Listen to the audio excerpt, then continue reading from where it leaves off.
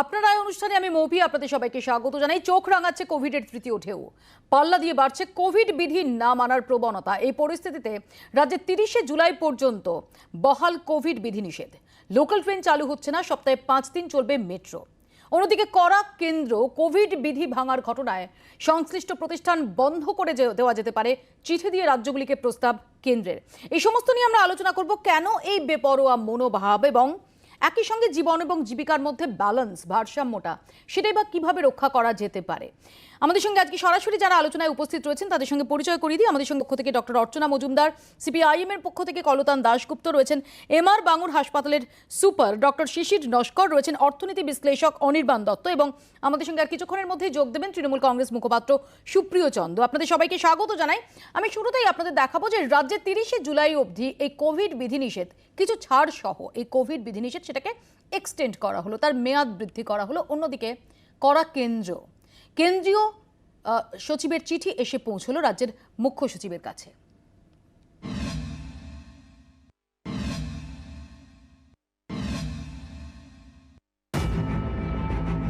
আরো 15 দিন অর্থাৎ 30 জুলাই পর্যন্ত রাজ্যে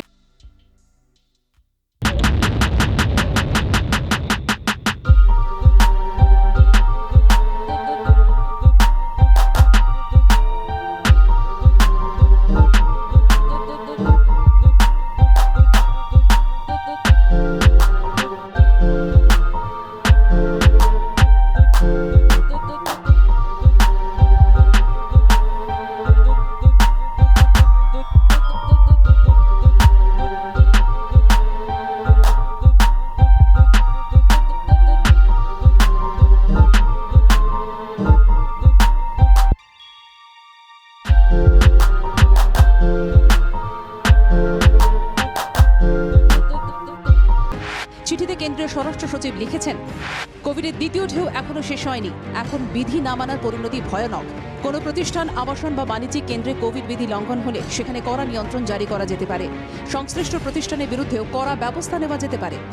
যে সমস্ত এলাকা বা পর্যটন কেন্দ্রে ভিড় হচ্ছে বা বিধি না মানার অভিযোগ উঠছে সেখানে বিশেষ নজর দেওয়ার পরামর্শ দিয়ে কেন্দ্রীয় স্বরাষ্ট্র সচিব লিখেছেন, কোভিড বিধি নিয়ন্ত্রণে ঢিলেমি দেখা গেলে সংশ্লিষ্ট এলাকায় দায়িত্বপ্রাপ্ত প্রশাসনিক আধিকারিক দায়বদ্ধ থাকবেন। কোভিড নিয়ন্ত্রণ নিয়ে অনেক জায়গা থেকে উদ্বেগজনক ছবি উঠে আসছে। দীঘা থেকে মানালি হয়ে কুর্গ সব পর্যটন কেন্দ্রেই উপচে পড়া ভিড়। এ নিয়ে চলতি সপ্তাহে কেন্দ্রকে সতর্ক করেছে ইন্ডিয়ান মেডিকেল অ্যাসোসিয়েশন। ইউরোপ ও আমেরিকায় তৃতীয় ঢেউ স্পষ্ট। গত 7 দিনে গড়ে দৈনিক 3,90,000 সংক্রমণ। দ্বিতীয় ঢেউয়ের সময় সর্বোচ্চ দৈনিক 9 লক্ষ সংক্রমণ। নীতি আয়োগের স্বাস্থ্য উপদেষ্টা VK পালাকের বক্তব্য, গড়ে দৈনিক 4 লাখ সংক্রমণ সব অর্থে আশঙ্কার। 2 থেকে আড়াই মাস পরে ভারতে এর ঝাপটা আসতে পারে। কোভিডের তৃতীয় ঢেউয়ের কবজির জোর কতটা তা তখনই বোঝা যাবে। সেই সময় বিপর্যয় এড়াতে যুদ্ধকালীন পরিস্থিতিতে তৈরি থাকা প্রয়োজন, সুপারিশ কোভিড ম্যানেজমেন্ট গ্রুপের। ব্যুরো রিপোর্ট, জি24 ঘন্টা। আমি ডক্টর নস্করের কাছেই শুরুতে একটু আসবো। ডক্টর নস্কর, আপনার কাছে যদি একটু আমি বুঝে নেওয়ার চেষ্টা করি যে আমরা কিছুদিন আগেই দেখেছিলাম যে আমাদের এই বেপরোয়া আচরণের মাসুল কিছুটা তার জন্য দায়ী ছিল, এবং যেভাবে স্বাস্থ্য ব্যবস্থার ওপর ভীষণভাবে একটা প্রেশার এসেছিল, হাসপাতালে সেখানে রোগীর ভিড়, বেডের জন্য হাহাকার এবং অক্সিজেনের জন্য ছুটোছুটি। এই মুহূর্তে দাঁড়িয়ে সেই পরিস্থিতি থেকে আমরা অনেকটাই বেরিয়ে আসার পথে। আজকেরই যেমন ডেভেলপমেন্ট, যে কলকাতা পুরসভা এলাকার যে সেফ হোমগুলো, সেগুলো আপাতত তার প্রয়োজন হচ্ছে না। একটু আপনার কাছে বুঝে নেওয়ার চেষ্টা করব যে এই মুহূর্তে আমরা ঠিক কোন পরিস্থিতিতে আছি।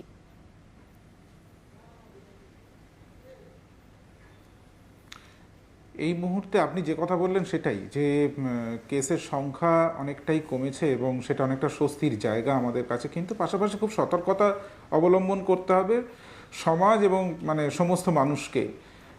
না হলে কিন্তু যে প্রথম এবং দ্বিতীয় ঢেউয়ের মাঝখানে যেরকম লাগাম ছাড়া উদাসীনতা আমরা দেখেছিলাম সাধারণ মানুষের মধ্যে, জনমানুষে, যার ফলে যার মাসুল দিতে হয়েছিল আমাদেরকে হচ্ছে পুরো সমাজকে, এত বেশি সংখ্যক মানুষকে একসঙ্গে আক্রান্ত হতে হয়েছিল একটা খুব কম সময়ের ব্যবধানে, এবং তার পুরো চাপটা এসে পড়েছিল স্বাস্থ্য ব্যবস্থার উপরে। তো এটা নিশ্চয়ই অভিপ্রেত নয় আমাদের কারোর কাছে, এবং সেটা যদি আবার এই উদাসীনতা আমরা ফের করে থাকি তাহলে কিন্তু আমাদের আবার একই রকম বা তার থেকে খারাপ অভিজ্ঞতার মধ্যে দিয়েও যেতে হতে পারে। যে পরিস্থিতিতে আমরা দেখতে পাচ্ছি যে 30শে জুলাই অবধি কিছু ছাড় যদিও দেওয়া হয়েছে, কিন্তু কোভিড রেস্ট্রিকশন সেটা এক্সটেন্ডেড হলো। তার পাশাপাশি আমরা দেখলাম যে কেন্দ্রীয় স্বরাষ্ট্র সচিব তিনিও সতর্ক করেছেন সমস্ত রাজ্যকে, এবং যদি কোভিড বিধি মানা হয় তাহলে যাতে কড়া ব্যবস্থা নেওয়া যায় সে ব্যাপারেও তিনি সুপারিশ করেছেন।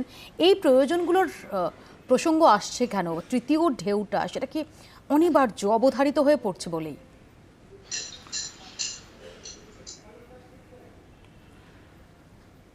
তৃতীয় ঢেউ বা সাবসিকুয়েন্ট যে সমস্ত ওয়েভগুলো যে কোনো প্যান্ডেমিক সিচুয়েশানে আসে, এটা ইতিহাস বলে। আমরা আগেও দেখেছি, স্প্যানিশ ফ্লুর সময়ও এরকম ঘটনা ঘটেছিল, এবং কোভিডের প্রথম এবং দ্বিতীয় ঢেউয়ের অভিজ্ঞতাও আমাদের হয়েছে। সুতরাং যদি এই সংক্রমণটাকে আটকাতে হয় তাহলে কিন্তু শুধুমাত্র আইন প্রণয়ন বা ল এস্টাবলিশ করে কিন্তু করা যাবে না। এটা করতে গেলে কমিউনিটি পার্টিসিপেশন বা কমিউনিটি এনগেজমেন্ট কিন্তু দরকার ক্ষেত্র বিশেষে। তাই অনেক সময় আইনকে করা হতে হয় এবং তার প্রয়োগও করতে হয়। আজকের আমরা যদি খুব সহজভাবে যদি এটা ভাবি যে কিছু কিছু গণপরিবহন ব্যবস্থা বন্ধ রয়েছে, আমরা সোশ্যাল গ্যাদারিং করব না, এই জিনিসগুলো এটা দুভাবে হতে পারে। একটা স্ট্রাকচারালি সেটাকে ইমপ্লিমেন্ট করা যেতে পারে, আর একটা হচ্ছে সাধারণ মানুষের মধ্যে একটা দায়বদ্ধতা, একটা তাগিদ বা তার একটা কমিউনিটি এনগেজমেন্ট থাকবে, যার জন্য একটা কালেকটিভ কনসাসনেস ডেভেলপ করবে, এবং সেটা থেকেই সে নিজেই একজন মানুষ ব্যক্তি হিসেবে কিন্তু এই প্রত্যেকটা জিনিস আইনের বাইরেও কিন্তু তিনি পালন করে চলবেন। এবং সেটা যতক্ষণ না তৈরি হচ্ছে ততক্ষণ অবধি কিন্তু কোনো সংক্রমণ, কোনো ওয়েভ, সেটা থার্ড ওয়েভ, ফোর্থ ওয়েভ যাই বলুন না কেন, সেটাকে কিন্তু আটকানো যাবে না। আমি এখানে একটু আসবো ডক্টর অর্চনা মজুমদারের কাছে। ডক্টর মজুমদার, এটা বলার অপেক্ষা রাখে না যে সাধারণ মানুষের একাংশের মধ্যে একটা বেপরোয়া মনোভাব, যেটা আমরা ইনফ্যাক্ট গতকালও আলোচনা করছিলাম, যে একটা বেপরোয়া মনোভাব, কিছুটা গা ছাড়া দেওয়া, কিছুটা হয়তো বা হাঁফ ধরে যাচ্ছে, অতএব সেখানে দাঁড়িয়ে একটা ডেসপারেটলি কিছুটা সেই স্বাদটা পূরণ করে নেওয়া, এরকম কিছু প্রবণতা থাকছে, এবং যে প্রবণতার মাসুল আমরা দিয়েছি। কিন্তু তার পাশাপাশি যদি আমরা দেখি যে আমাদের যারা পলিসি মেকার, তাদের কাছ থেকেও কি আমরা যথাযথভাবে যে সতর্কতা, যে সচেতনতা, সেটা দ্বিতীয় ঢেউয়ের আগে দেখেছিলাম? কারণ এই দ্বিতীয় ঢেউয়ের ক্ষেত্রে যেটা বলা হয়ে থাকে যে ইটস ম্যানমেড, সেখানে দাঁড়িয়ে আমাদের বিভিন্ন রাজ্য এবং কেন্দ্রের শাসক দল তাদের ভূমিকা নিয়ে এবং আমাদের আইন প্রণেতাদের ভূমিকা নিয়েও কিন্তু প্রশ্ন ওঠে।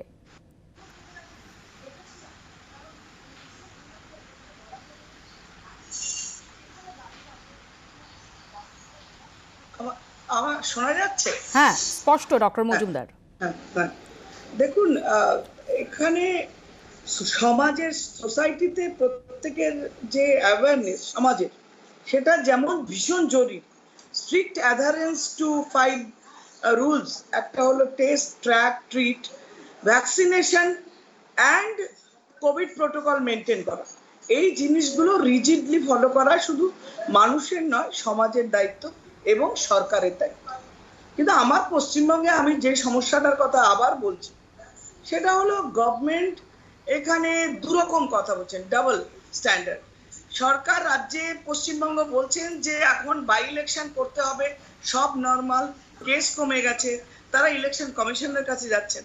আবার তারা একইভাবে বলছেন যে রাজনৈতিক কোনো কাজকর্ম করতে পারবে না, করলে তারা যদি ভ্যাকসিনের যে, আমরা যেমন আজকে আমাদের ভ্যাকসিনেশন নিয়ে আমাদের যে রাজ্যে দুর্নীতি বা যে সমস্ত অবস্থাগুলো হয়েছে, আমরা দেবাঞ্জন থেকে শুরু করে সাধারণ মানুষ ভ্যাকসিন পাচ্ছেন না, এবং যারা পাচ্ছেন তাদের মুখ দেখে, রং দেখে দেওয়া হচ্ছে, এগুলো নিয়ে আমরা কিছু সিএমওএইচ বা এসডিপিও কে বলতে গেছি, সেখানে no political gathering, it is good. কিন্তু সরকারকে একটা জায়গায় নির্দিষ্ট হতে হবে যে আমি কি চাইছি, মানুষের স্বার্থে মানুষকে ভ্যাকসিনেশন ইন অল, সবাইকে করতে চাই, সেটা একটা generalized mass vaccination which is being provided by central government free of cost, এবং সেটা যত কুইক সম্ভব মানুষের কাছে দিয়ে দেওয়া, এবং বাকি কোভিড প্রোটোকল মেনটেন করা, টেস্ট করা। টেস্ট আমাদের এখন কমিয়ে দেওয়া হয়েছে, সরকার 20,000, 30,000, 35,000 নামিয়ে নিয়েছে, যেখানে অন্যান্য রাজ্যে 2.5 লক্ষ, 3 লক্ষ। সেই জায়গাটা থেকে আমাদের টেস্ট কমিয়ে কেস কম দেখানো হচ্ছে জাস্ট ভোটটাকে করার জন্য। সরকারের এই মানসিকতা থেকে উঠে আসতে হবে, তা নইলে পশ্চিমবঙ্গে কেসের সংখ্যা আমরা কিছু অ্যাকচুয়াল ফিগার আমরা বের করতে পারবো না, এবং কোভিড থেকে বেরিয়ে আসতে গেলে মৌপিয়াদি নির্বাচনের আগে থেকেই এবং নির্বাচনের সময়ে নির্বাচনের পরবর্তীতে মমতা বন্দ্যোপাধ্যায় একবার নয় বারবার করে সরকারের পক্ষ থেকে, শুধুমাত্র দলের পক্ষ থেকে নয়, বারবার করে সরকারের পক্ষ থেকে তিনি সরকারে আসবার পরে নতুন করে মুখ্যমন্ত্রী হিসেবে শপথ নেওয়ার পরেই প্রথম সাংবাদিক সম্মেলন, আমি বারবার করে এই কথাটা বলি এই কারণে, মানে এই জিনিসটা মানুষ বারবার করে অনুধাবন করেছেন, উপলব্ধি করেছেন, মানুষ বিশ্বাস রেখেছেন। মমতা বন্দ্যোপাধ্যায় সরকারে আসবার পর প্রথম কথাটা সাংবাদিক সম্মেলনে বলেছিলেন যে কোভিড মোকাবিলা কিন্তু আমাদের প্রথম এবং প্রধানতম দায়িত্ব। শুধু বলেই ক্ষান্ত হননি মমতা বন্দ্যোপাধ্যায়, একের পর এক আমরা দেখেছি তোমাদের মিডিয়া চ্যানেল সহ একাধিক মিডিয়া চ্যানেলে বারবার করে সেই জায়গাটা এসছে যে মমতা বন্দ্যোপাধ্যায় আন্তরিকভাবে এই কোভিড এর বিরুদ্ধে যুদ্ধটা, এই লড়াইটা একটা চ্যালেঞ্জ হিসেবে নিয়েছেন। এবং আমরা একবারও এরকম ভাবে কোনো বড় বড় লম্বা চওড়া কথা বলছি না যেটা কুরুক্ষেত্রের যুদ্ধ 18 দিনে জিতে যাব, 14 দিনে থালা বাজাবো, এই সমস্ত লঘু আলোচনা, তুচ্ছ আলোচনার মধ্যে এরকম একটা অতিমারির সময় আমরা যেতে আগ্রহীও নই, আমরা যাচ্ছিও না। কিন্তু আমরা বলছি যে বারবার করে সরকারি স্তরে, প্রশাসনিক স্তরে যে কাজ মমতা বন্দ্যোপাধ্যায় সরকার করছে সেখানে বিরোধী দলেরও দায়িত্ব থেকে যায়। বিরোধী দলের সদিচ্ছা নেই। দাবি ছিল যে বাকি যে ভোটগুলো রয়েছে, বিশেষ করে 4 দফা ভোট হয়ে যাওয়ার পর বাকি যে 4 দফা ছিল সেটাকে কম্বাইন করে দেওয়ার, সেই সময় কিন্তু আপনাদের খুব স্ট্রং আপত্তি ছিল এবং ফাইনালি সেটা হয়ওনি। এবার শুনুন মৌপিয়াদি, আমি আপনাকে একটা কথা বলি যে আপনি আমাকে বলুন আজকের দিনে দাঁড়িয়ে রাজ্যের দায়িত্বপূর্ণ শাসক দল এবং গভর্নমেন্ট তারা কি ইলেকশন চাইতে পারেন? আমাদের করোনা কি আমাদের পশ্চিমবঙ্গ থেকে আমরা কন্ট্রোল করতে পেরেছি? ভ্যাকসিনেশন কি আমরা ঠিকঠাক দিতে পেরেছি? সেই জায়গাতেও আমাদের কাউন্সিলরের কাছ থেকে লিখিয়ে নিয়ে যেতে হচ্ছে, কাউন্সিলরকে লিখে দিতে হচ্ছে, যে মিউনিসিপ্যালিটির পঞ্চায়েতকে লিখে দিতে হচ্ছে, তারপরে তার লেখা পেলে তাকে ভ্যাকসিনেশন দেওয়া হচ্ছে। নইলে প্রধানমন্ত্রী দেওয়া, আমরা ইলেকশন চাইছি না, বাই ইলেকশন চাইছি। ইলেকশন তো অন্য জিনিস হয়ে গেছে, মমতা বন্দ্যোপাধ্যায় জিতে গেছে, এখন বাই ইলেকশন চাইছি এই কারণে যে যে জায়গাগুলো পরিবর্তন দরকার। সারা বাংলা থেকে তো বাই ইলেকশন হয় না, আপনার জেনে আসতে হবে। বাই ইলেকশন ইলেকশন এক নয় তো, বাই ইলেকশন মানে কিছু কিছু ক্ষেত্রে কিছু স্পেশাল আমি সুপ্রিয় ডক্টর মজুমদার দুজনের কাছে আসবো, আমি একটু কলতানের কাছে যাবো। কলতান আমরা দেখেছি যে উপচে পড়া ভিড় পর্যটন কেন্দ্রগুলিতে, আমরা দেখেছি, আসবো প্লিজ ডক্টর মজুমদার, আমরা দেখেছি আইএম এর তরফ থেকে কেন্দ্রকে চিঠি দেওয়া হয়েছে এবং বলা হয়েছে যে পর্যটনের জায়গায় হোক, পর্যটন কেন্দ্র হোক বা কোনো ধর্মীয় সমাবেশ হোক, সেগুলো এই মুহূর্তে দাঁড়িয়ে একেবারেই অভিপ্রেত নয়, একেবারেই ঝুঁকিপূর্ণ হয়ে দাঁড়াবে। আমরা দেখেছি যে তৃতীয় ঢেউয়ের ভ্রুকুটি নিয়ে সমস্ত বিশেষজ্ঞরা তারা বারংবার সতর্ক করছেন এবং আমরা দেখলাম যে কেন্দ্রীয় স্বরাষ্ট্র সচিবের তরফ থেকে খুব কঠোর অবস্থান ব্যক্ত করা হলো, বিভিন্ন রাজ্যের মুখ্য সচিবকে চিঠি দিয়ে রাজ্যের তরফ থেকেও এই যে বিধিনিষেধ, কোভিড বিধিনিষেধ, সেটার সময়সীমাটাকে বৃদ্ধি করা হলো। সার্বিকভাবে তোমাদের কি মত এই নিয়ে? স্বরাষ্ট্র সচিব অনেক লম্বা চিঠি পাঠিয়েছেন। নিশ্চিতভাবে কোভিড তার এই তৃতীয় ঢেউ, এই মোকাবিলায় আমাদের সকলকেই সমান গুরুত্ব প্রদান করতে হবে। কিন্তু স্বরাষ্ট্র সচিব যে চিঠিটা পাঠিয়েছেন সেটাতে কোথাও এই যে ভ্যাকসিন দেওয়া, সেই ভ্যাকসিনের সংখ্যা বৃদ্ধি করা হবে, রাজ্যগুলোতে যে ভ্যাকসিন দেওয়া হচ্ছে সেই সংখ্যা বৃদ্ধি করা হবে বলে কোথাও এরকম লেখা আমি দেখলাম না। এইটা থাকা উচিত ছিল, তার কারণ ডাক্তারবাবুরা আছেন, তারা আমার থেকে ভালো জানবেন এই বিষয়ে, যে মানুষের মধ্যে যদি ভ্যাকসিন বেশি করে দেওয়া না যায় তাহলেও বোধহয় আমরা এই করোনার তৃতীয় ঢেউ আটকাতে ব্যর্থ হব। যত বেশি মানুষকে ভ্যাকসিন দেবো তত বেশি মানুষ একটা নিরাপত্তা বলয়ের মধ্যে আসতে পারবে। কিন্তু আজকে চিঠিটার মধ্যে এই ভ্যাকসিনের সংখ্যা বাড়ছে কিনা আদৌ এইটা নিয়ে কোনো লেখা আমি ওই চিঠিটার মধ্যে পাইনি। এইটা থাকলে সাধারণ মানুষের ভরসার একটা জায়গা থাকতো। আমি তোমার বক্তব্যে রেস্টে নিয়ে একটু ডক্টর মজুমদারের কাছে আসবো, যে ডক্টর মজুমদার, যদি আমরা দেখি যে জুন মাসে যে ভ্যাকসিনেশনের হার ছিল, রাদার জুলাই মাসে সেই ভ্যাকসিনেশনের হার কমেছে এবং আমাদের যে টার্গেট ভ্যাকসিনেশনের ক্ষেত্রে তার থেকে আমরা বেশ খানিকটা পিছিয়ে রয়েছি। না না, আমাদের ভ্যাকসিনেশন আমাদের ওয়েস্ট বেঙ্গলের ভিত্তিতে যদি আমি গোটা দেশের প্রেক্ষাপটে ধরছি, দেশের ভিত্তিতে আমরা এখন 38 করোড় 38 করোড় আমরা দিয়েছি। আমাদের target 40 crore by July end. আমরা কিন্তু যে যে সংস্থাগুলো ভ্যাকসিন বানাচ্ছে তাদের তো প্রতিদিনের ভ্যাকসিন উৎপাদনের সংখ্যা কমছে, তো খবরে প্রকাশ হয়েছে। ভ্যাকসিন না, এখন 5টা কোম্পানি, এটা খবরে প্রকাশ হয়েছে যে ভ্যাকসিন কমছে, এটা রাজনৈতিক তরজার ব্যাপার নয় ম্যাডাম। ডেটাতে আসুন, আপনি ডেটাতে আসুন, আমি ডেটার কথাই বলছি। 7খানা কোম্পানি আপনার যে আছে আমাদের রাশিয়ান ভ্যাকসিন তারা তৈরি করছে, দ্যাট ইজ নিউ এডিশন। এবং আরে Covishield, উত্তেজিত হলে হবে না, Covaxin-এর আপনি উৎপাদন আমাকে বাড়ানো ডেটা দিন হচ্ছে। যে জুন এবং মাসের থেকে জুলাই মাসে ভ্যাকসিন প্রোডাকশন বেড়েছে। বেড়েছে, অবশ্যই বেড়েছে। আপনার কাছে এখন ডেটা আছে? 11টা, আপনার কাছে যেটা বিশ্বাসের কথা আপনি তথ্য দিয়ে বলুন। আপনার কাছে যদি ডেটা থাকে ম্যাডাম সেইটা দিন। বিশ্বাসের Seven নয় এটা। crore শুনুন, পার মান্থ যেখানে আমার 7 লক্ষ সেরাম ইনস্টিটিউট তৈরি করছিল, সেটা এখন 11 লাখে পৌঁছেছে। ম্যাডাম 12 11 লাখ প্রতি মাসে তৈরি হলে 130 কোটি দেশের সবার ভ্যাকসিন হতে কত সময় লাগবে এটা আপনি জানবেন? শুনুন তো, ভ্যাকসিন আমাদের যথেষ্ট পরিমাণে আছে। না সেটা নেই ম্যাডাম, 11 লাখ যদি তৈরি হয় তাহলে 130 কোটি লোকের অনেকটা সময় লেগে যাবে। এক সেকেন্ড কথা বলতে দিন, এক সেকেন্ড শুনুন প্লিজ। 1 ঘন্টা নিয়ে কিন্তু তথ্য দিয়ে কথা বলুন। রাজ্যকে বলতে বলুন, রাজ্যকে বলতে বলুন তাদের হাতে কত আমার কথাটা ভ্যাকসিন শেষ আছে। হয়নি। আমার রাজ্য কত কেন্দ্র সবার ভ্যাকসিন বিষয়ে কথা পেয়েছেন? আছে। রাজ্য ডিক্লেয়ার করুক কত ভ্যাকসিন পেয়েছেন, কত হাতে আছে, কেন প্রকাশ করছেন না? রাজ্যের হাতে কত ভ্যাকসিন আছে? এই রাজ্য এর আর আগে কেন্দ্রের কত তরজায় তো এসেছে? এখন আমার গিয়ে লাভ আপনারা নেই, দয়া করে তাহলে আমি এই সেটা বিষয়ে বলুন। কিছু বলতে পারি না। আমি বলছি যে তারপরে ভ্যাকসিনেশনটা আমি সবার তিনজনের জন্য কাছে হচ্ছে না। আসবো। সুপ্রিয় ডক্টর মজুমদার, কলতান, আমি তিনজনের কাছেই আসবো। আমি ভ্যাকসিন নিয়ে রাজনৈতিক তরজাটা একদম এই মুহূর্তে সরিয়ে রেখে আমি ডক্টর শিশির নস্করের কাছে জানার চেষ্টা করব। ডক্টর নস্কর, আমাদের সার্বিকভাবে, কারণ এই ভ্যাকসিনেশন প্রাথমিকভাবে তো আমরা দেখেছিলাম যে একটা অ্যাপ্যাথি ছিল, একটা সংশয়ের জায়গা ছিল সাধারণ মানুষের মধ্যে ভ্যাকসিনেশন নিয়ে। পরবর্তীকালে আবার ভ্যাকসিনের চাহিদাটা সেটা অনেকটাই বেড়ে যায় যখন দ্বিতীয় ঢেউয়ের এই বিপদটা সেটা আমরা সেটা আঁচ করতে পারি।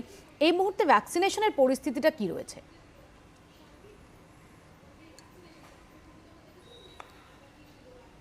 ভ্যাকসিনেশন, যে মানুষের মধ্যে ভ্যাকসিনেশনের প্রতি আগ্রহ সেটা কিন্তু বেড়েছে এবং সেটা যে নাম্বার অফ ভ্যাকসিনেশনের যে সেশনগুলো যেগুলো তৈরি করা হয়েছে এবং যেখানে ভ্যাকসিন পাচ্ছেন মানুষ, সেই জায়গাটাতে আপনি মানুষের উৎসাহ দেখলেই বুঝতে পারবেন। বিভিন্ন জায়গায় আমি আমার হাসপাতালেই দেখেছি, সেখানে কিন্তু মানুষ প্রচুর উৎসাহ নিয়ে ভ্যাকসিন নিতে আসছেন এবং একটা একেবারে শুরুর দিকে যেটা একটা মিশ্র একটা প্রতিক্রিয়া ছিল যে ভ্যাকসিন নিলে কি হবে, আমার যদি অন্য কোনো সমস্যা হয়, আমি স্বাভাবিক জীবনে হয়তো ফিরতে পারবো না, বা আমার যদি আবার নানান রকমের সোশ্যাল মিডিয়াতে ঘুরে ফিরে আসা যে সমস্ত হোক্সগুলো, সেগুলো কিন্তু তাদেরকে একটা বিরূপ ভাবনার মধ্যে ফেলেছিল।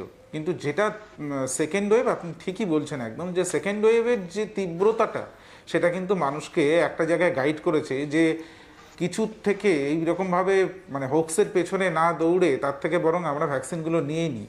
এবং এটাও খুব উল্লেখযোগ্যভাবে দেখা যাচ্ছে যে সমস্ত রোগী, আমি আজকের হাসপাতালে বসে আমার হাসপাতালে যে সমস্ত রোগীগুলো ভর্তি হচ্ছেন সেখানে দেখা যাচ্ছে যে তাদের কিন্তু অক্সিজেন লাগার প্রবণতা কিন্তু অনেকটা কম। ধরুন পজিটিভ হলো একজন পেশেন্ট যিনি ভ্যাকসিন নিয়েছেন, 2টো ডোজ নিয়েছেন বা 1টা ডোজই নিয়েছেন, কিন্তু যখন হাসপাতালে আসছেন কোভিড পজিটিভ হয়ে, তার কিন্তু অক্সিজেন নেওয়ার প্রবণতা কিন্তু বা অক্সিজেনের প্রয়োজনীয়তা অনেক কম। 61%-এর ক্ষেত্রে দেখা যাচ্ছে উইদাউট অক্সিজেন সাপ্লিমেন্টেশন তারা কিন্তু সুস্থ হয়ে যাচ্ছেন।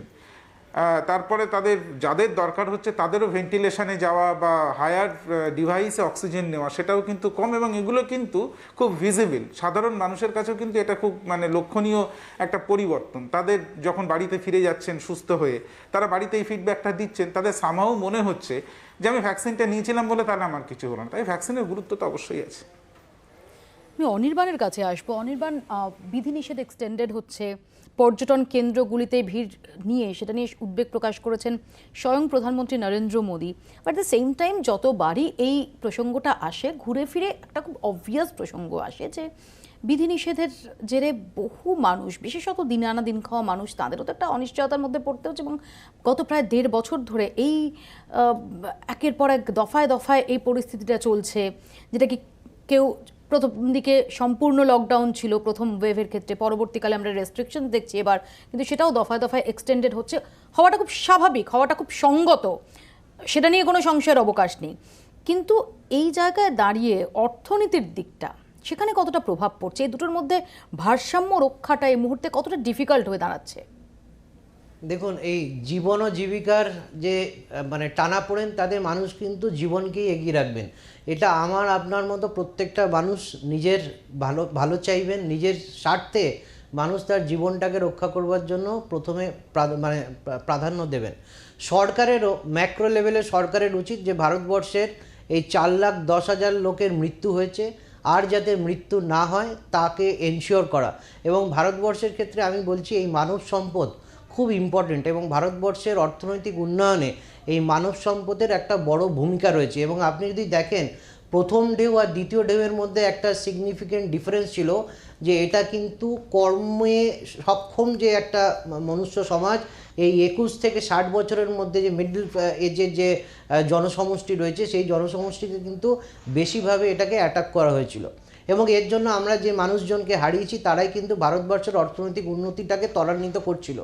কিন্তু এটাও মানতে হবে যে আজকের দিনে দাঁড়িয়ে আমরা দ্বিতীয় ঢেউ থেকে কিন্তু পুরোপুরি মুক্ত হতে পারিনি। আজকের দিনে দাঁড়িয়ে আমাদের প্রাধান্য যেটা দিতে হবে সেটা হচ্ছে আগামী দিনে তৃতীয় ঢেউ যদি আসে সেটাকে আমরা কিভাবে রুখতে পারি, এবং সেজন্য জীবন ও জীবিকার একটা ভারসাম্য করতে হবে।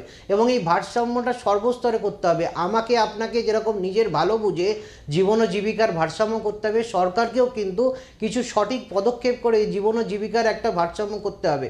সেক্ষেত্রে যেটা আমাদের ক্ষেত্রে প্রাধান্য দিতে হবে সেটা হচ্ছে প্রথম এক ও একমাত্র ভ্যাকসিনেশন। এই ভ্যাকসিনেশনটা আমরা যত তাড়াতাড়ি যত মানুষের মধ্যে করতে পারবো তত তাড়াতাড়ি কিন্তু আমরা কোভিডের তৃতীয় ঢেউ থেকে নিজেদেরকে বাঁচিয়ে রাখতে পারবো, 1 নম্বর।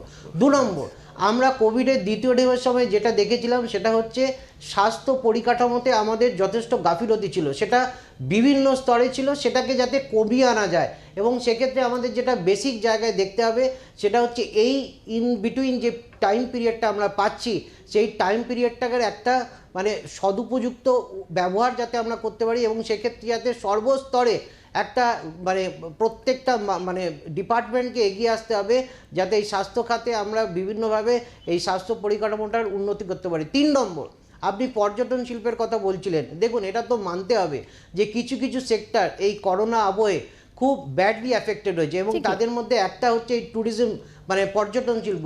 এই পর্যটন শিল্প দেখুন, যদি আমরা এই পর্যটন শিল্পটাকে বাঁচিয়ে রাখতে চাই তাহলে সেক্ষেত্রে সরকারের দিক থেকে একটা আর্থসামাজিক সুরক্ষার কথা বলতে হবে। এবং ট্যুরিজম এবং হসপিটালিটি এই দুটো সেক্টরই, কারণ যেহেতু এগুলো একদম ওতপ্রোতভাবে জড়িত।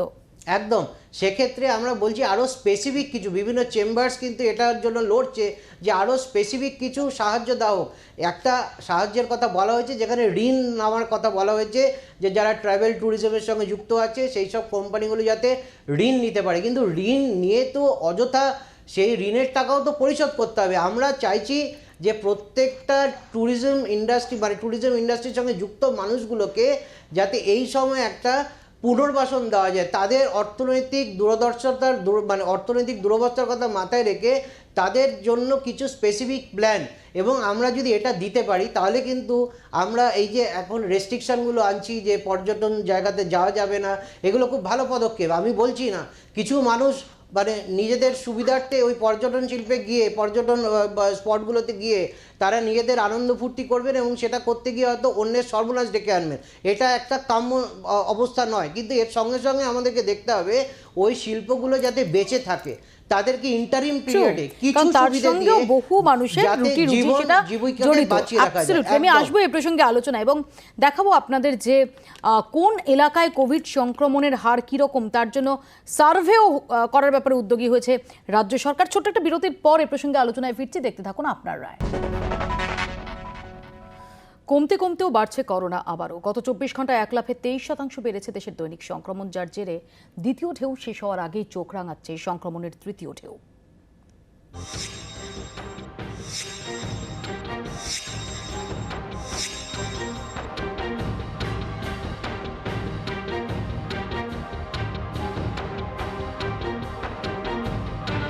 কোথাও লকডাউন, কোথাও আবার বিধিনিষেধ।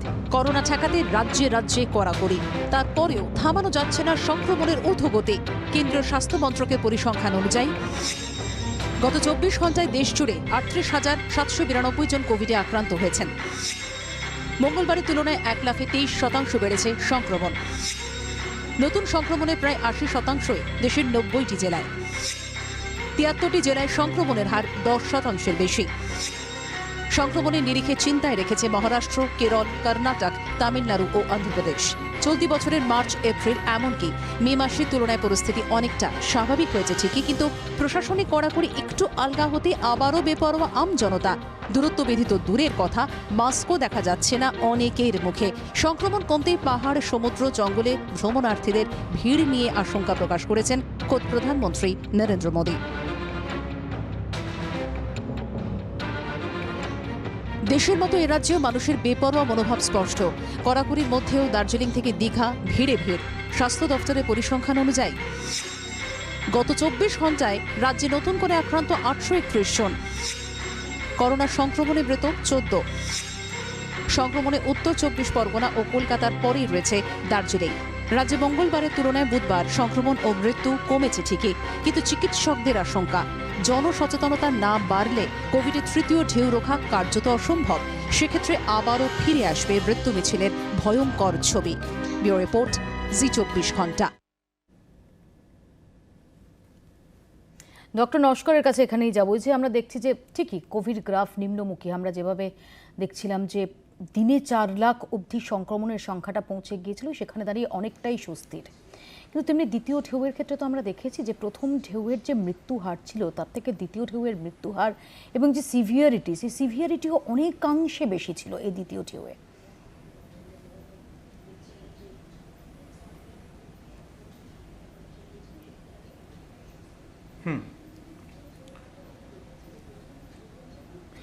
এটাই আমার আপনার কাছে জিজ্ঞাসা যে সেখানে দাঁড়িয়ে আমাদের কতটা সতর্কতা এই মুহূর্তে জরুরি, কারণ তৃতীয় ঢেউ তার কি চেহারা হতে পারে, তার কোনো আগাম আন্দাজ বা আগাম সতর্কতা যদি আপনার কাছ থেকে পাওয়া যায়?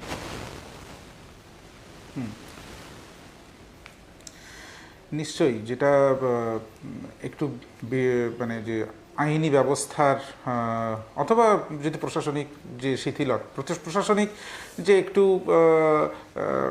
যে শিথিলতা বলুন বা এগুলো যদি হয়ে যায়, তাহলে কিন্তু সেক্ষেত্রে মানুষ আবার তাদের মধ্যে দেখা যাবে সেই উদাসীনতা, এবং তারা কিন্তু ধীরে ধীরে নিজের ভালোটা নিজে বুঝবেন না, এবং যেভাবে তাদের আচরণ বিধিগুলো কোভিড অ্যাপ্রোপ্রিয়েট বিহেভিয়ার সেইগুলোকে লঙ্ঘন করবে, যার ফল কিন্তু ভুগতে হবে সমস্ত মানে মানুষকে, বাকি সমস্ত মানুষ। এবং আজকের ধরুন স্বাস্থ্য পরিষেবার সঙ্গে যুক্ত যারা আমরা, তারা কিন্তু কি অমানসিক পরিশ্রম করেছি এই সময়টাতে। আমাদের প্রত্যেকটা স্বাস্থ্যকর্মী, প্রত্যেক স্তরের স্বাস্থ্যকর্মী, ডাক্তার থেকে একদম কর্মবন্ধু পর্যন্ত সবাই।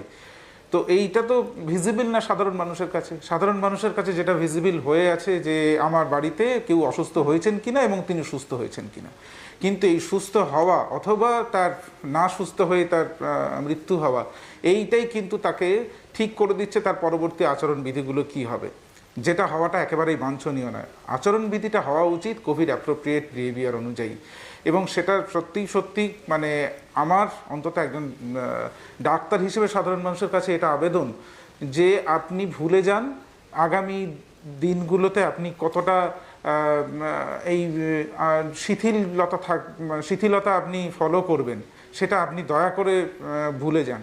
আপনি এটুকু মনে রাখুন যে মাস্ক পরা কতটা জরুরি। এটা ঠিক যে ভ্যাকসিনেশন নিশ্চয়ই প্রোটেকশন দেবে, ভ্যাকসিনেশন প্রোটেকশন দেয় সাধারণত কি একটা ইন্ডিভিজুয়াল লেভেলে, এবং যখন সেটা একটা গ্রস অ্যামাউন্ট বা মাস অ্যামাউন্টের জনসংখ্যার মধ্যে সেটা করা যায়, মানে ধরে নিন 85% যদি আমি ভ্যাকসিনেশন করে ফেলতে পারি, তাহলে কিন্তু একটা হার্ড ইমিউনিটি তৈরি হয়।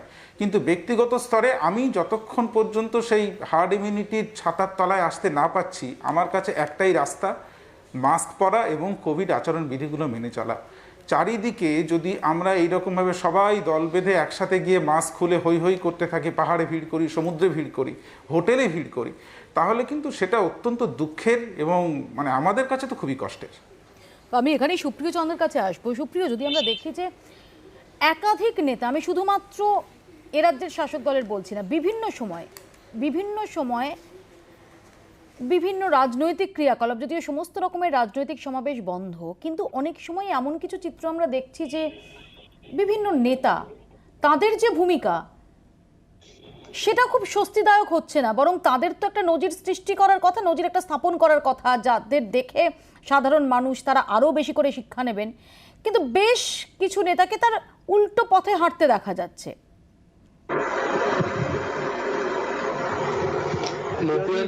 এখানে কোনোভাবেই কাউকে ডিফেন্ড করার কোনো জায়গা আমি মনে করি না এই অতিমারির সময়, বা এই ধরনের কোনো প্রশ্নের সম্মুখীন হয়ে কারো থাকতে পারে বলে আমি ব্যক্তিগতভাবে মনে করি না।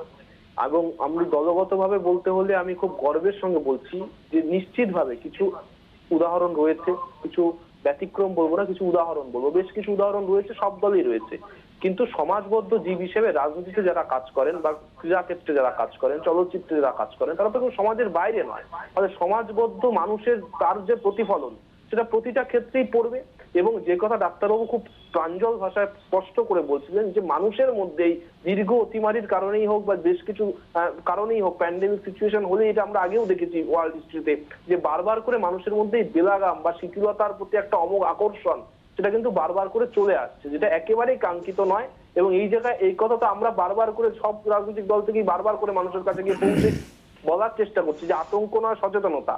কিন্তু এই আতঙ্ক নয় বলতে গিয়ে আমরা যদি এমন কোনো ভাবে বার্তা না দিয়ে ফেলি কোনো দল থেকেই বা কোনো জায়গা থেকেই, কোনো পজিশনাল প্রিভিলেজ থেকেই, যে জায়গায় বার্তাটা এমন হয় যে আতঙ্ক নয় মানে আর কোভিডও নেই, আতঙ্ক নয় মানে আর কোনো সচেতনতারও প্রয়োজন নেই, বরং সহমর্মিতাই। এত মানুষ এই কোভিডের কারণে মৃত্যুবরণ করেছেন, কেউ প্রিয়জনদের হারিয়েছেন, এত স্বাস্থ্যকর্মীরা, ডাক্তারবাবুরা, নার্স দিদিরা তারা কাজ করছেন, ফলে তাদের প্রতি সহমর্মিতা, সবাই একসঙ্গে সুস্থ থাকার সাপোর্টটাই এই সময় কিন্তু সবার আগে প্রায়োরিটি হওয়া বলে আমি মনে করি। ডক্টর মজুমদার এখানেই আমরা যদি দেখি যে প্রথম ঢেউয়ের আগে, অর্থাৎ যখন কোভিড পরিস্থিতির উদ্ভব হয়, আমরা প্রথম দফার যে লকডাউন এবং 2 গজ কি দূরি যেরকমভাবে দেখেছিলাম, যে সমস্ত প্রিপারেশন দেখেছিলাম, দ্বিতীয় ঢেউয়ের আগে প্রিপারেশনের ক্ষেত্রেও বিভিন্ন জায়গায় যথেষ্ট খামতি থেকে গিয়েছিল, এবং খামতি থেকে যে গিয়েছিল সেটা প্রমাণিত, যে কারণেই স্বাস্থ্য পরিকাঠামোর উপর এরকম হিউজ চাপ বোঝাই গিয়েছিল যে একদম প্রিপারেশন ছিল না। এবং সেই প্রিপারেশন ছিল না বিশেষজ্ঞদের বারংবার সতর্ক বার্তা সত্ত্বেও। আমার প্রশ্ন যে কেন্দ্র শিক্ষা নিয়েছে নাকি তৃতীয় ঢেউয়ের সময় আবারও সেই অক্সিজেনের জন্য হাহাকার, আবারও সেই গঙ্গায় ভেসে আসা লাশ? আমি আপনাকে বলি, আমাদের পিএম কেয়ার্স ফান্ড থেকে অক্সিজেন সিলিন্ডার খালি 10 টাইমস বাড়ানো হয়েছে 10 দিনে। আমাদের আগে যেখানে অক্সিজেনের সিলিন্ডার ছিল 609 ইউনিট, সেটা এখন 901, যেখানে ক্রায়োজেনিক অক্সিজেন জমা হয়, ক্রায়োজেনিক সিলিন্ডার আমরা স্টোর করেছি। আমরা 15,000 প্ল্যান্ট তৈরি করেছি। আমরা 4021 all over India Covid hospital তৈরি করেছি। আমরা টোটাল স্বাধীনতা পরবর্তীকালে শুধু 50,000 ভেন্টিলেটর ছিল, পিএম কেয়ার্স ফান্ড থেকে আরো 60,000 ভারতে তৈরি আত্মনির্ভর ভেন্টিলেটর তৈরি হয়ে আজকে 1,10,000। এবং শুধু তাই না, প্রধানমন্ত্রী অন্ন যোজনায় 80,000 কোটি মানুষকে আমরা অন্ন যোজনায় নভেম্বর অবধি চাল, ডাল, রেশনিং এর ব্যবস্থা করা হচ্ছে পিএম কেয়ার্স ফান্ডে। সব বিলিয়ে আমরা প্রস্তুত মানুষের পাশে। এবং তৃতীয় ঢেউ আসুক, যাই আসুক, ভ্যাকসিনেশন আমরা বাই ডিসেম্বর আমাদের টার্গেট, আমরা 100 কোটি মানুষকে দেব। এবং তার জন্য প্রতিটা জায়গায় খুব কনফিডেন্ট ডক্টর মজুমদার যে ভ্যাকসিনেশন কমপ্লিট হবেই বাই ডিসেম্বর। ডক্টর মজুমদার যে সংখ্যাটা বলেছেন যে প্রতিদিন আগের তুলনায় ভ্যাকসিন এত বেড়েছে, সেই সংখ্যা দিয়েও যদি আর এই আগামী 5-6 মাসে যে কটা দিন বাকি আছে, তাহলে উনি নিজে হিসেব করে দেখে নিতে পারেন ক্যালকুলেটারে যে ওইটা আসলে 130 কোটিতে পৌঁছাচ্ছে না। আমি এইটা তর্ক করতে চাই না, আমি এটা তর্ক করতে চাইছি না। আমি চাই যত দ্রুত ভ্যাকসিন হয়ে যায়। আমি আপনার কথার মাঝখানে বলিনি, কিন্তু আমি আপনার কথার মাঝখানে বলিনি। আমি বলছি যে আমি চাই ভ্যাকসিনেশনের সংখ্যা আরও বাড়ুক, যাতে আরও দ্রুত সব মানুষকে সেই ভ্যাকসিনেশনের আওতায় আনা যায়। আমি যেটা আগেরবার বলতে চেয়েছিলাম, অর্ধেক বলে থেমে যেতে হলো, যে আজকের চিঠিতে তার কোনো উল্লেখ ছিল না। ওই যে কেন্দ্রীয় স্বরাষ্ট্র সচিব যে চিঠিটা পাঠিয়েছেন, তাতে তার উল্লেখ থাকলে যে এত ভ্যাকসিন বেড়েছে, সেই চিঠি যেহেতু এখন সোশ্যাল মিডিয়াতে চলে আসে, সাধারণ মানুষ আমরা যারা, তারা অনেক বেশি কনফিডেন্ট হতে পারি যে না, বেশি ভ্যাকসিন এসছে, তাহলে আমাদের একটু আরো ভালোভাবে আমরা আগামী দিনে এই করোনার বিরুদ্ধে লড়তে পারবো। এটা আপনাদের প্রবলেম, ঠিক এই জায়গাটাতে দিস ইজ দ্য ইস্যু। আপনারা পরিষ্কার করে বলুন কত ভ্যাকসিন এসছে, কত ভ্যাকসিন দিয়েছেন। আমি বলার লোক নই, বলবেন তো স্বরাষ্ট্র সচিব। আমি তো বলার লোক নই। একটু দেখুন আপনাদের দ্বিচারিতা, রাজ্য সরকারের দ্বিচারিতাটা দেখুন। কলতান রাজ্য সরকারের মুখপাত্র নয়, কলতান সিপিআইএম এ। দেখুন আপনারা বলছেন কোভিডে না না, কোভিডে আপনাদের অর্থাৎ 4,000 সুপ্রিয় তোমাদের কথা বলছেন উনি।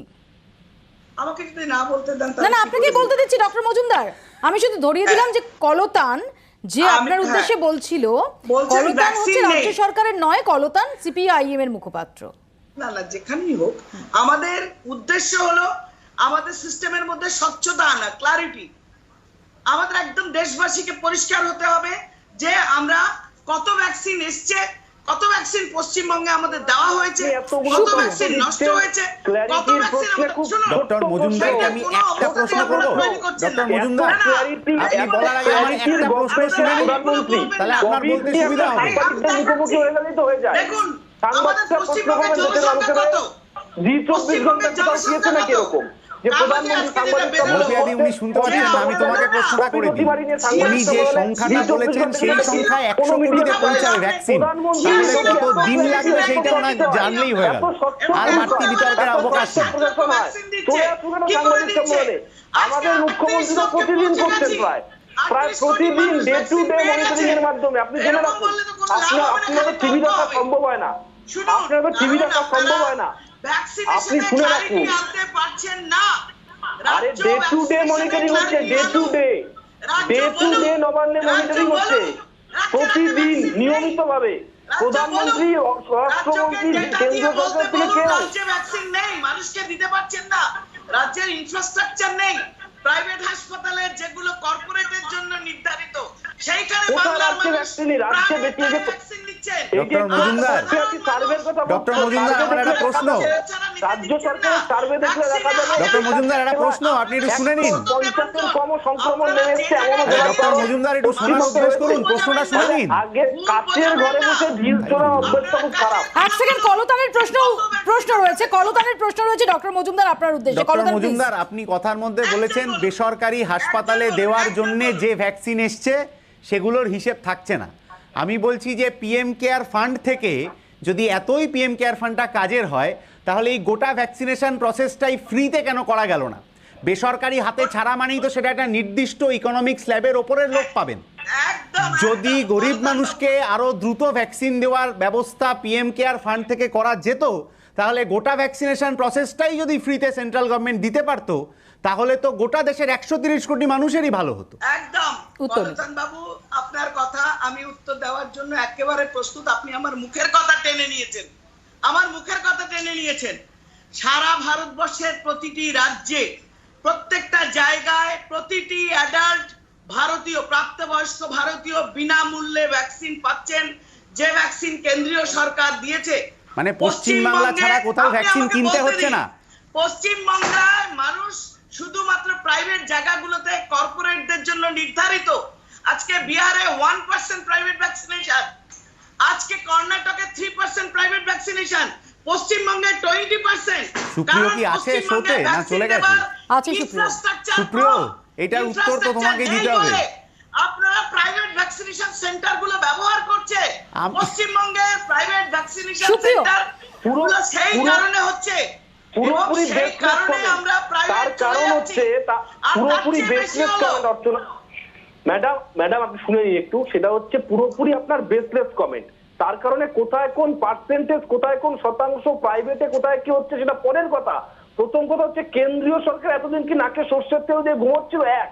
দ্বিতীয়ত, পশ্চিমবঙ্গ ছাড়া বাইরে কি কোথাও প্রাইভেটে ভ্যাকসিনেশন করানো হচ্ছে না? দুই। আর তিন, পশ্চিমবঙ্গের সংখ্যা বিচার করুন। আপনি স্ট্যাটিস্টিক্স নিয়ে কথা বলছেন, পরিসংখ্যান দেখুন। পরিসংখ্যানে পশ্চিমবঙ্গ সরকার যে ভ্যাকসিনেশন ক্যাম্পগুলো হচ্ছে, পৌরসভা যেগুলো তদারকি করছে, লোকাল বডিগুলো তদারকি করছে, কলকাতা কর্পোরেশন তো আমরা কলকাতা কর্পোরেশন থেকে ভ্যাকসিনেশন হুইলসও করেছি, এবং বিভিন্ন জায়গায় যে ভ্যাকসিনেশন ড্রাইভগুলো গভর্নমেন্ট করছে সেগুলো সুপরিকল্পিত। এবং মমতা বন্দ্যোপাধ্যায় প্রথম দাবি করেছেন যে পুরো দেশে বিনামূল্যে ভ্যাকসিন দেওয়া হোক। আপনারা যে সময় ঘুমিয়েছিলেন এতদিন পর ঘুম ভেঙে তেরে ফুরে উঠে আপনারা চিৎকার করছেন। আমি আসবো প্লিজ এই প্রসঙ্গে বিতর্ক সরিয়ে রেখে আমি একটু ডক্টর নস্করের কাছে আসি। ডক্টর নস্কর, দ্বিতীয় ঢেউয়ের ক্ষেত্রে আমরা অনেকগুলো প্রবণতা দেখেছি যেগুলো আমাদের আশঙ্কা আরো বাড়িয়ে দিয়েছে। যেমন আমরা দেখেছি যে শুধুমাত্র কোভিড নয়, একজন আগেই বললাম যে কোভিডের ক্ষেত্রে সিভিয়ারিটি অনেক বেশি দেখেছি, অনেক বেশি অক্সিজেনের প্রয়োজন হয়ে পড়ছে সেটা দেখেছি, অনেক বেশি মৃত্যু হার দেখেছি। একই সঙ্গে আমরা দেখেছি যে ব্ল্যাক ফাঙ্গাস, মিউকরমাইকোসিসের মতো একটা বিষয়, সেটা এই কোভিডকে অনুসরণ করে আসছে। একাধিক সুবিধেবাদী ব্যাকটেরিয়া তারা শরীরের এই যে ইমিউন সিস্টেম সেটার দুর্বল হয়ে যাওয়ার যে সুযোগ সেটা নিচ্ছে। এবং আমরা দেখছি যে লং কোভিড, এবং এই দ্বিতীয় ঢেউয়ে আমরা লং কোভিড দেখছি যে সময়কালের মধ্যে আমরা খুব শিওর ছিলাম যে একজন কোভিড আক্রান্ত, তিনি সুস্থ হয়ে তিনি তার কর্মক্ষেত্রে অবধি ফিরে যাচ্ছেন। আমরা দেখছি যে তারপর সেই সময়টা পেরিয়ে যাওয়ার পরও তার শরীরে এই কোভিডের অস্তিত্ব থাকছে এবং খুব অ্যাক্টিভলি থাকছে। কেউ সেটার সঙ্গে লড়ে সার্ভাইভ করতে পারছেন, কেউ পারছেন না। যেহেতু তৃতীয় ঢেউ নিয়ে আমাদের মনের মধ্যে নানা প্রশ্ন, সেই এরকম একটা প্রেক্ষাপটে দাঁড়িয়ে তৃতীয় ঢেউয়ের পদধ্বনি সেটা কতটা আশঙ্কার?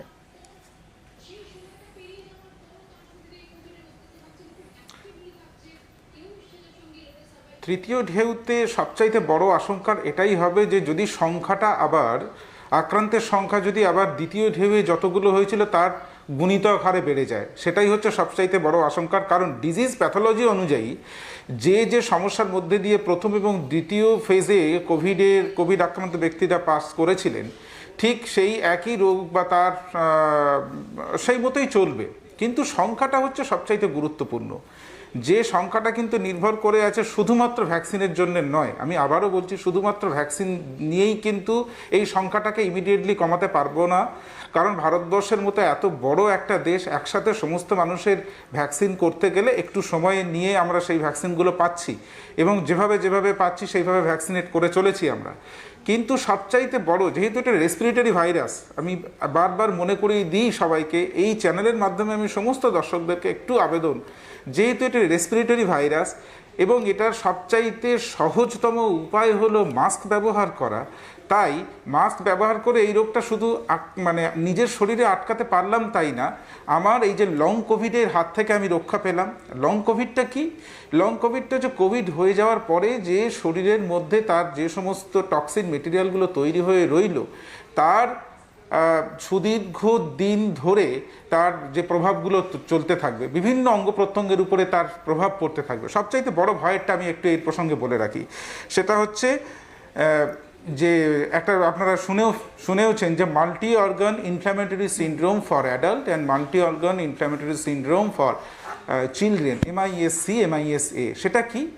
সেটা হচ্ছে যে এই কোভিডের যে ভাইরাস, সেই ভাইরাস কিন্তু অনেক সময় যে ইমিউন সিস্টেমটাকে আমাদের চাঙ্গা করে তুললো, সেই ইমিউন সিস্টেম ভুল করে শরীরের বিভিন্ন অঙ্গ প্রত্যঙ্গ বা বিভিন্ন রকমের ভেতরের যন্ত্রপাতি যে কোষগুলো আছে সেই কোষগুলোকে কোভিড ভাইরাস হিসেবে চিহ্নিত করে ফেলে এবং সেগুলোকে কোভিড ভাইরাস বলে আক্রমণ করে। তাই কোভিডে আক্রান্ত হলে কিন্তু মানুষ যার MIS ডেভেলপ করবে, তার কিডনি নষ্ট হয়ে যেতে পারে, তার ফুসফুস তো নষ্ট হয়ই, তার হার্ট নষ্ট হতে পারে, তার জয়েন্ট সমস্যা হবে, তার বিভিন্ন সমস্ত অর্গানগুলো কিন্তু অ্যাফেক্টেড হবে। তাই পোস্ট কোভিডে লং কোভিড যেটাকে বলা হচ্ছে সেটা কিন্তু অনেক বেশি চিন্তা। তাই আমরা কেন আমরা শুধু এই রোগটাকে আমার নিজের মধ্যে নেব, যদি শুধুমাত্র মাস্ক ব্যবহার করে, ফিজিক্যাল ডিস্টেন্সিং মেনটেন করে যদি আমরা এটাকে এড়িয়ে যেতে পারি।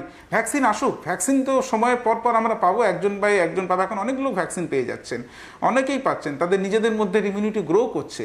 কিন্তু মাস্ক ব্যবহার করা, আপনি বাজারে যাবেন দেখবেন বাজারের লোকজন মাস্ক ব্যবহার করছিলেন না, যেটা ফার্স্ট পেজে আমরা দেখেছিলাম। কিন্তু এখন কিন্তু তুলনামূলকভাবে দেখা যায় যেটা মানুষের মধ্যে একটু অ্যাওয়ারনেস ডেভেলপ করেছে। তাও আমি বলবো সেই শিথিলতা যেন একবারের জন্য কারোর মাথায় না আসে যে আমি ভ্যাকসিনটাই আমাকে প্রোটেকশন দিয়ে দেবে। সেই সেন্স অফ একটা সিকিউরিটি, এই যে সেন্স অফ সিকিউরিটির জন্য মানুষ আজকে এত উদাসীন। যে ভ্যাকসিন নিয়েছেন দেখবেন যারা এই যে ভ্যাকসিন নিয়েছি বলেই আমি বেপরোয়া হয়ে উঠতে পারবো না। অ্যাবসলিউটলি। আমি এখানেই একটু একদম শেষে অনির্বাণের কাছে আসবো। অনির্বাণ, খুব সংক্ষেপে দুটো বিষয়ে জানবো। যেহেতু আমরা জানি একটা বড় অংশের মানুষ, সেটা সংগঠিত ক্ষেত্রে হোক বা অসংগঠিত ক্ষেত্রে, তাদের জীবন জীবিকা, তার জীবিকা নিয়ে একটা বড় সংশয় হয়েছে। এখানে রাজ্য এবং কেন্দ্রীয় সরকারের করণীয় কি থাকতে পারে? না, মানুষের, দেখুন, এই বিপদের দিনে রাষ্ট্রকে মানুষের পাশে দাঁড়াতে হবে। এবং আপনাকে আমি বলছি, মানে মৌপিয়া, সেটা হচ্ছে এই রকম একটা অতিমারিকে ঠিকঠাক ট্যাকেল করবার জন্য একটা সুস্থ পরিকল্পনার দরকার এবং সেই পরিকল্পনাটার একটা সময়োপযোগী একটা রূপায়ণ দরকার। প্রথম ঢেউয়ের ক্ষেত্রেও সেটা হয়নি। আমাদের যে একটা 82 দিন ঘরের মধ্যে বন্ধ করে রেখে দেওয়া হয়েছিল, সেটা আনপ্ল্যান্ড লকডাউন। এবং এক্ষেত্রে আমার আপনার যেমন জীবন জীবিকা নিয়ে একটা দুর্বিষহ পর্যায়ের মধ্যে দিয়ে আমরা যাচ্ছিলাম, আপামর ভারতবাসী 138 কোটি মানুষও কিন্তু সেই সময়ের মধ্যে দিয়ে ওই রকম একটা পরিস্থিতির শিকার হয়েছিলেন। দ্বিতীয় ঢেউয়ের ক্ষেত্রে আমাদের কিছু কিছু ক্ষেত্রে গাফিলতি ছিল মৌপিয়া। আমাদের দেশের তৎকালীন স্বাস্থ্যমন্ত্রী তিনি পর্যন্ত বলেছিলেন করোনা দেশ থেকে চলে গেছে, এবং একটা স্বাস্থ্যমন্ত্রী যদি বলতে পারেন যে করোনা দেশ থেকে চলে গেছে, তার রিপারকেশনটা কি হতে পারে? 138 কোটি মানুষও ভেবেছিল দেশের স্বাস্থ্যমন্ত্রী যে করোনা চলে গেছে, তাহলে হই হই করে বেরিয়ে পড়ো। এবং এটা যে আমাদের কত বড় একটা সর্বনাশের দিকে ঠেলে দিয়েছে সেটা আমি আপনি বুঝতে পেরেছি। কিন্তু এর সঙ্গে সঙ্গে আমরা দেখলাম স্বাস্থ্যমন্ত্রীকে সরিয়ে দেওয়া হয়েছে, সঙ্গে সঙ্গে পেট্রোলিয়াম মন্ত্রীকেও সরিয়ে দেওয়া হয়েছিল। এর সঙ্গে সঙ্গে সাধারণ মানুষের দুর্বিষহ জীবনযাপন আরও হয়েছে। এই পেট্রোল ডিজেল খুচরো বাজারের মূল্যবৃদ্ধি, পাইকারি বাজারের মূল্যবৃদ্ধি। আমাকে আপনি একটা সত্যি কথা বলুন তো, অর্থনীতিকে বাঁচিয়ে রাখার জন্য এই দেশের সরকার আমার আপনার সুবিধার জন্য কি করেছে? আমি আপনি শুধু খুবই গুরুত্বপূর্ণ প্রশ্ন, এবং এই গুরুত্বপূর্ণ প্রশ্নটা দিয়ে আমি আজকে শেষ করছি অনির্বাণ। আমার যেহেতু সময় একদম সংক্ষিপ্ত, এটা ডেফিনেটলি আমাদের যে দর্শকরা রয়েছেন এটা তারাই এই সম্পর্কে শেষ কথাটা বলবেন, যে যে প্রশ্নটা আপনি উত্থাপন করলেন সেটা অত্যন্ত ভাইটাল প্রশ্ন। শুধু এটাই আমাদের বলার যে তৃতীয় ঢেউয়ের ভ্রুকুটি সেটা খুব জোরালোভাবে দেখা যাচ্ছে, এবং সেখানে দাঁড়িয়ে এই মুহূর্তে আমাদের রাষ্ট্রকে, সমস্ত আইন প্রণেতাদের এবং আমাদের সবাইকে সতর্ক হতে হবে। এবং এই সম্পর্কে শেষ কথাটা যেন এই ডক্টর নস্করদের মতো চিকিৎসকরা তারাই বলুন। কোনো রাজনীতিবিদ তিনি বললেন যে রাজ্য থেকে বা দেশ থেকে করোনা চলে গেছে, এবং তার যে একটা বিরাট প্রভাব সাধারণ মানুষের মধ্যে কোথাও একটা লাগাম ছাড়া প্রবণতা চলে আসা, সেটা কিন্তু আরও বড় ভয়ঙ্করতর বিপদ ডেকে আনতে পারে আমাদের সবার জন্য। আপাতত আপনারা এখানেই শেষ করছি। দেখতে থাকুন জি 24 ঘন্টা।